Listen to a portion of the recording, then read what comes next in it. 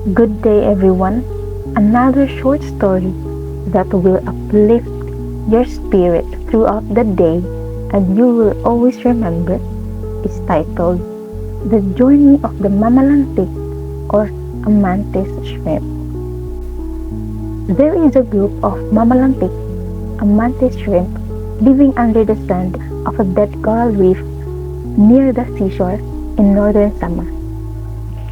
They had lived there for almost half a year, and many of them died because of lack of food and poor living conditions after the bombing of the sea that destroyed the coral reef completely.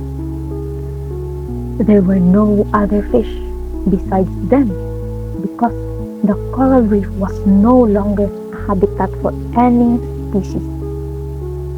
The sea looked like a sandy graveyard with tiny pieces of brittle skeletons that left it empty. However, the Mamalantik had the ability to live under the sand even when the reef was destroyed. One full moon, the Mamalantik emerged from the burrows beneath the reef to look for food. Half of them decided and planned to travel across the ocean to find a good shelter, while the other half disagreed because they believed they would die from predators. If we stay here for peace and safety, thinking we will live, we eventually starve instead, said the younger Mamalantik to the older one.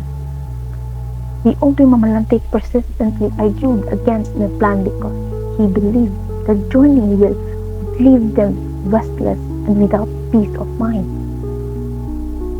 We cannot live beneath the dead reef any longer, and starving does not even provide peace of mind, brother, said the younger Mamalantik to the older one. Another younger Mamalantik explained their ability to survive the long distance travel. We can defend ourselves and attack any creatures that might prey on us. We simply haven't done it because we are controlled the fear to move. The other Mamalantik finally decided to travel across the ocean to find another shelter and food security. Finally, they traveled during the full moon so that other species could not see them.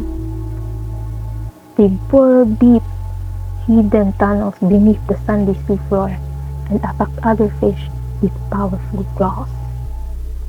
They traveled over a year, constantly hiding and guarding themselves with their claws. They ate more food than before as they got closer and closer to the healthy coral reef. When they found suitable territory, they defended it fiercely. They eventually spread across the ocean and lived in genuine peace and security, fully developing their potential as Mamalantik, not only in their new environment, but also through the challenges of their journey. So the moral lesson of this story is that first, true peace and security do not come from remaining in a false sense of safety that leads to slow destruction, but from facing challenges with courage and realizing one's own strength to overcome them. The second is that genuine fulfillment and development are achieved not by avoiding conflict and hardship, but by moving through them together with determination and discovering the capabilities they truly possess. That was all my short story. Thank you for listening. I hope you are entertained and uplifted your mood